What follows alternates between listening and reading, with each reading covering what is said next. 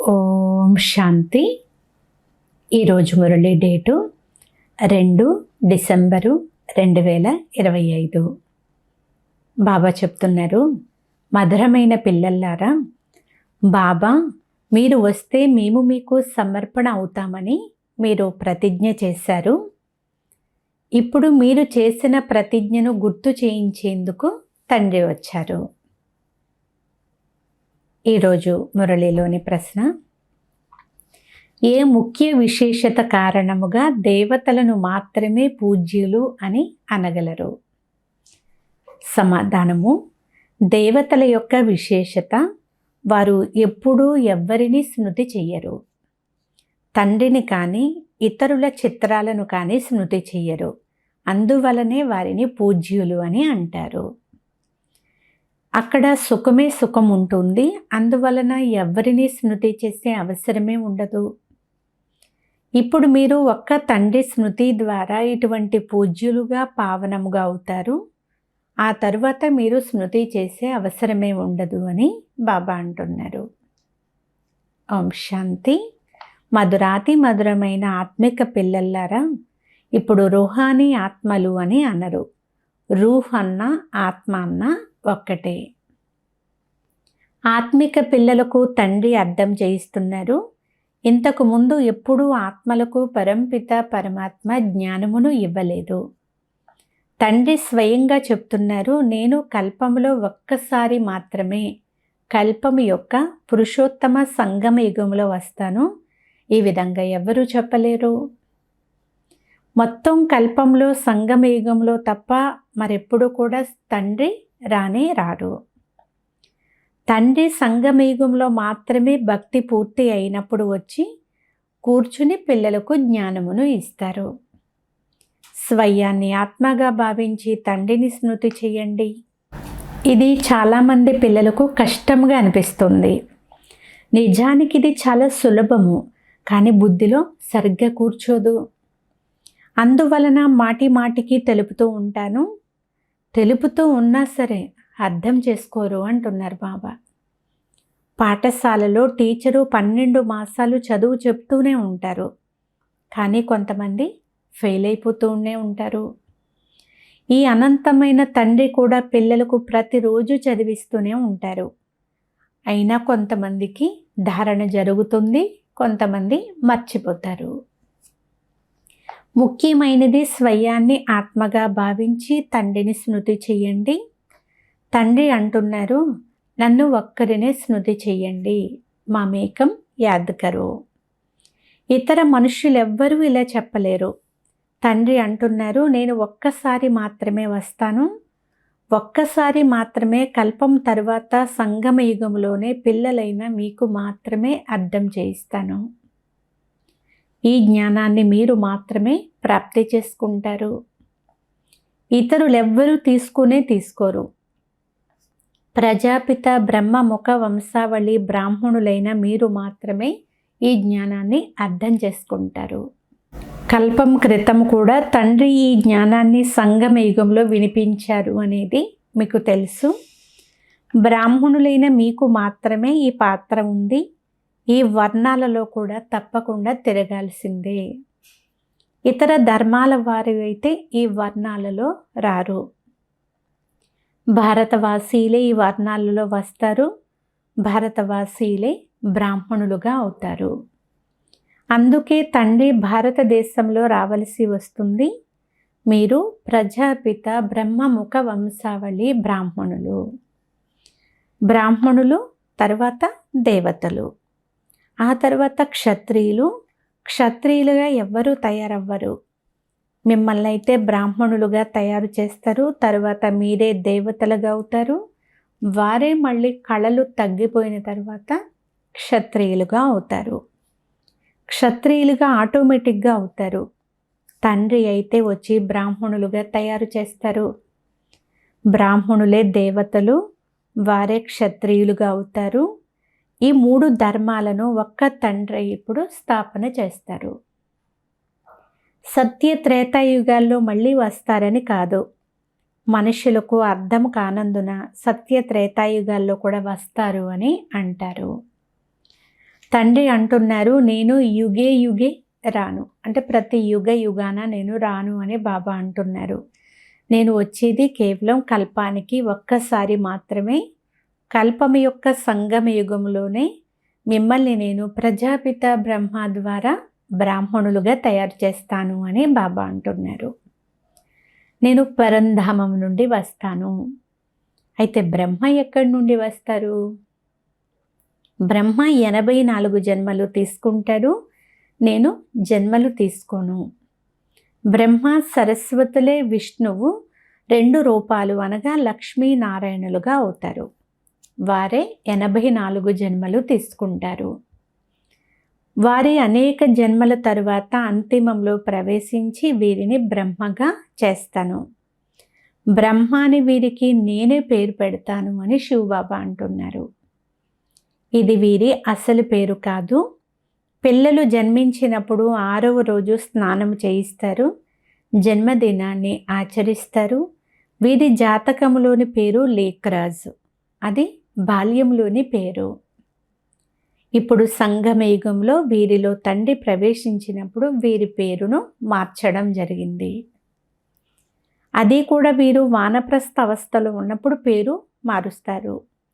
ఆ సన్యాసులు ఇల్లు వాకిళ్ళు వదిలి వెళ్ళినప్పుడు పేరు మారిపోతుంది కదా. వీరు ఇంట్లోనే ఉన్నారు. వీరి పేరు బ్రహ్మగా మార్చాను, ఎందుకంటే బ్రాహ్మణులు కావాలి కదా.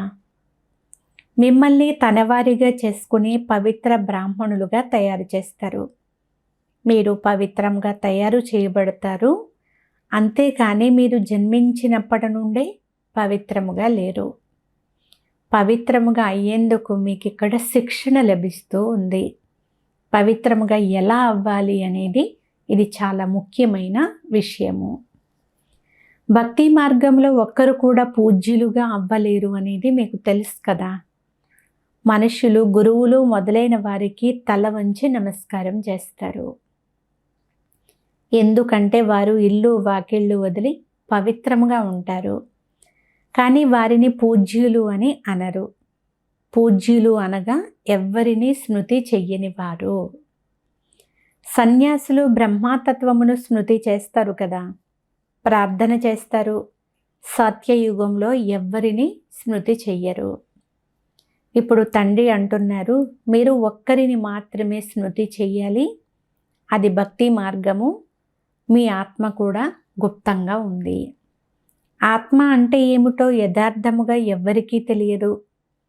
సత్య త్రేతాయుగాల్లో కూడా శరీరధారులు తమ పేర్లతో పాత్రలను అభినయిస్తారు. అసలు పేరు లేకుండా పాత్రను ఎలా చేస్తారు? ఎక్కడున్నా సరే శరీరానికి ఒక పేరు అనేది ఉంచబడుతుంది కదా. పేరు లేకుండా పాత్రను ఎలా అభినయిస్తారు? కావున తండ్రి అంటున్నారు, ఆత్మ భక్తి మార్గంలో ఉన్నప్పుడు మీరు వచ్చినట్లయితే మిమ్మల్ని ఒక్కరినే మావారిగా చేసుకుంటాము. ఇతరులెవ్వరిని కూడా కోరము.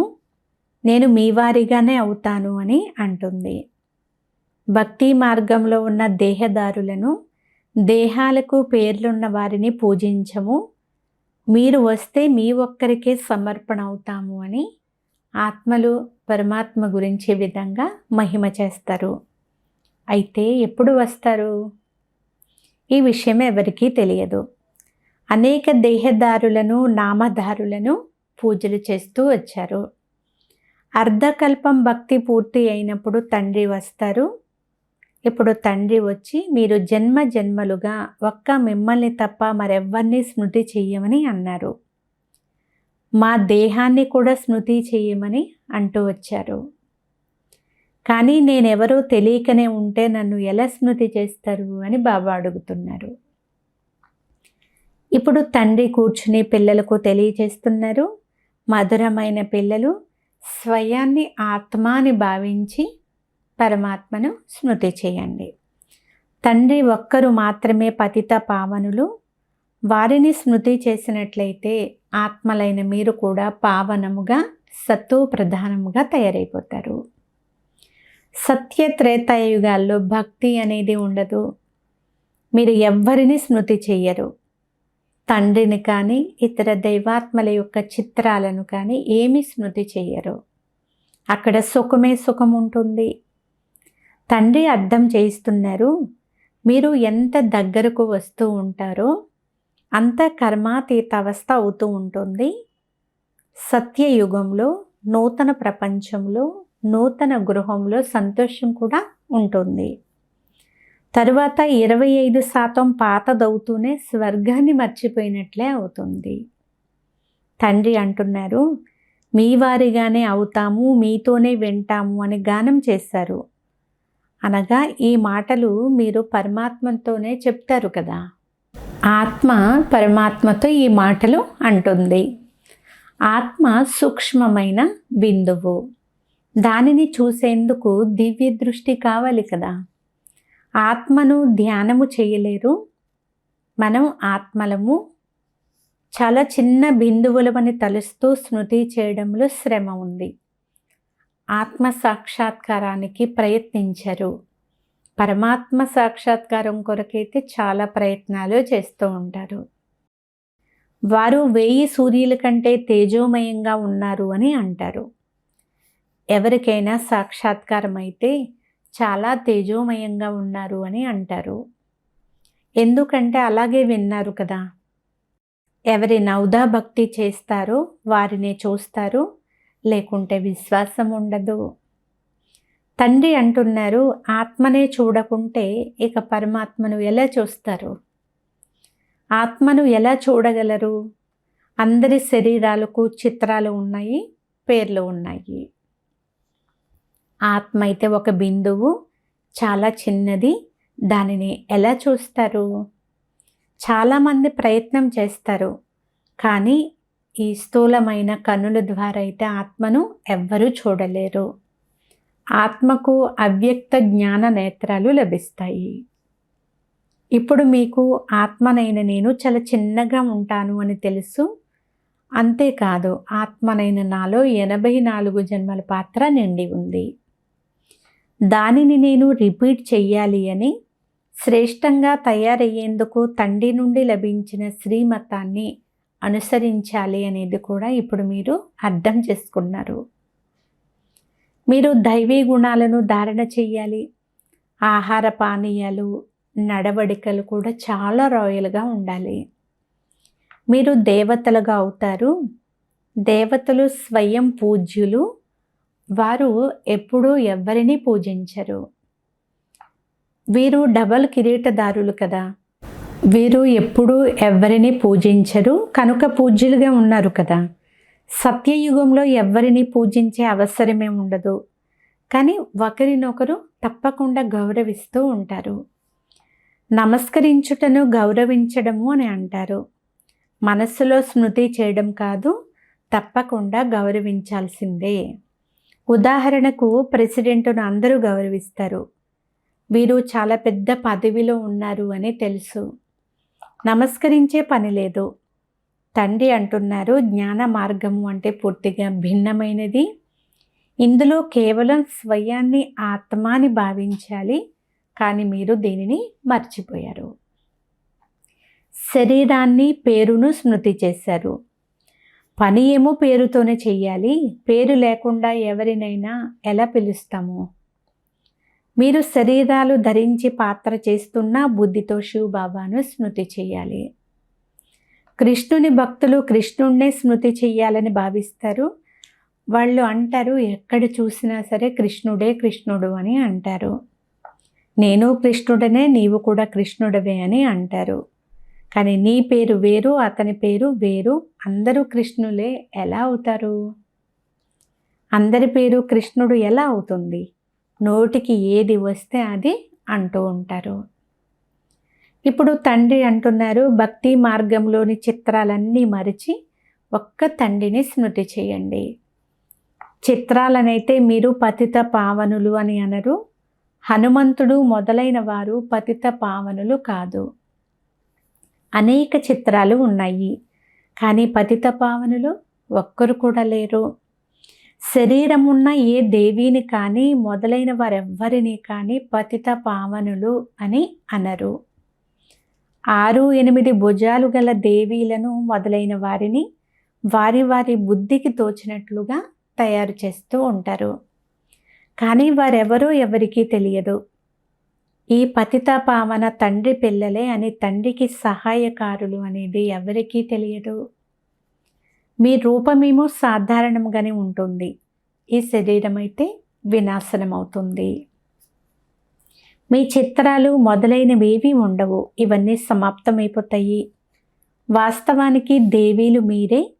పేర్లు కూడా సీతాదేవి, పలానా దేవి అని ఉంటాయి. రామదేవత అని అనరు. పలానా దేవీలు లేక శ్రీమతి అని అంటారు. అవి కూడా తప్పే అవుతుంది. ఇప్పుడు పావనముగా అయ్యేందుకు పురుషార్థం చెయ్యాలి. పతితుల నుండి పావనంగా చెయ్యమని కూడా మీరు అంటారు కదా. లక్ష్మీనారాయణలుగా చెయ్యమని అనరు. పతితుల నుండి పావనంగా చేసేది కూడా తండ్రియే. నరుడి నుండి నారాయణుడుగా కూడా వారే చేస్తారు. నిరాకారుడైన వారిని పతిత పావనుడు అని అంటారు. సత్యనారాయణ కథను వినిపించేవారు వేరుగా చూపించారు. బాబా సత్యనారాయణ కథను వినిపించి అమరులుగా చెయ్యమని, నరుడి నుండి నారాయణుడిగా తయారు చేయమని ఇలా ఎవ్వరూ పిలవరు కదా. కేవలం మీరు వచ్చి పావనంగా చెయ్యండి అని అంటారు. బాబానే సత్యనారాయణ కథను వినిపించి పావనంగా తయారు చేస్తారు. మీరు మళ్ళీ సత్యమైన కథను ఇతరులకు వినిపిస్తారు. ఇతరులెవ్వరికీ తెలియదు. మీకు మాత్రమే తెలుసు. భలే మీ ఇంట్లో బంధుమిత్రులు, సోదరులు మొదలైన వారున్న వారికి కూడా అర్థం కాదు అని బాబా అంటున్నారు. అచ్చా, మధురాతి మధురమైన అపురూపమైన పిల్లలకు మాతాపిత బాబ్దాదాల ప్రియ స్మృతులు మరియు గుడ్ మార్నింగ్. ఆత్మిక పిల్లలకు ఆత్మిక తండ్రి నమస్తే. ఆత్మీయ తండ్రికి ఆత్మీయ పిల్లల యొక్క ప్రియ స్మృతులు గుడ్ మార్నింగ్. నమస్తే నమస్తే నమస్తే. ధారణ కొరకు ముఖ్య సారము. దీనిలో ఫస్ట్ పాయింట్, స్వయాన్ని శ్రేష్టముగా తయారు చేసుకునేందుకు తండ్రి శ్రీమతాన్ని అనుసరించాలి. దైవీ గుణాలు ధారణ చెయ్యాలి. మీ ఆహార పానీయాలు, నడవడిక అన్నీ కూడా చాలా శ్రేష్టముగా అంటే రాయల్గా ఉండాలి. సెకండ్ పాయింట్, పరస్పరం ఒకరినొకరు స్మృతి చెయ్యరాదు. కానీ తప్పకుండా ఒకరికొకరు గౌరవాన్ని ఇచ్చుకోవాలి. పావనముగా అయ్యేందుకు పురుషార్థం చెయ్యాలి మరియు ఇతరుల చేత చేయించాలి. ఈరోజు వరదానము, నీరస వాతావరణంలో సంతోషపు మెరుపును అనుభవం చేయించే ఎవర్ హ్యాపీ భవ. సారాంశము, ఎవర్ హ్యాపీ అనగా సదా సంతోషముగా ఉండే వరదానము. ఏ పిల్లలకైతే ఈ వరదానం ప్రాప్తించిందో వారు దుఃఖము యొక్క అలలను ఉత్పన్నం చేసే వాతావరణంలో, నీరస వాతావరణంలో, అప్రాప్తిని అనుభవం చేయించే వాతావరణంలో కూడా సంతోషంగానే ఉంటారు. అంతేకాక తమ సంతోషపు మెరుపుతో దుఃఖము మరియు ఉదాసీనత యొక్క వాతావరణాన్ని, సూర్యుడు ఏ విధంగా అయితే అంధకారాన్ని పరివర్తన చేస్తాడో ఆ విధముగా పరివర్తన చేసేస్తారు. అంధకారం మధ్యలో వెలుగు నింపడం, అశాంతిలో శాంతిని తీసుకుని రావడం, నీరస వాతావరణంలో సంతోషపు మెరుపును తీసుకుని రావడం, దీనినే ఎవర్ హ్యాపీ అని అంటారు. వర్తమాన సమయంలో ఇటువంటి సేవ చాలా చాలా అవసరం. ఈరోజు స్లోగన్, ఎవరినైతే ఎలాంటి శారీరక ఆకర్షణ తన వైపు ఆకర్షించదో వారే అశరీరులు. అవ్యక్త సూచన, ఇప్పుడు సంపన్నముగా లేక కర్మాతీతముగా అవ్వాలి అనే తపనలో ఉండాలి. కర్మాతీతము అనగా కర్మ నుండి అతీతముగా అవ్వడము అని కాదు. కర్మ నుండి భిన్నము కాదు, కానీ కర్మ బంధనములో చిక్కుకోవడము నుండి భిన్నము. దీనినే కర్మాతీతము అని అంటారు. కర్మయోగి స్థితి కర్మాతీత స్థితిని అనుభవం చేయిస్తుంది. ఈ కర్మయోగి స్థితి చాలా ప్రియమైన మరియు అతీతమైన స్థితి. ఈ స్థితి ద్వారా శ్రమతో కూడిన ఎంత పెద్ద కార్యమైనా ఉండవచ్చు, కానీ పని చేయడం లేదు, కానీ ఆట ఆడుతున్నాము అన్నట్లుగా అనిపిస్తుంది. అచ్చా, ఓం శాంతి.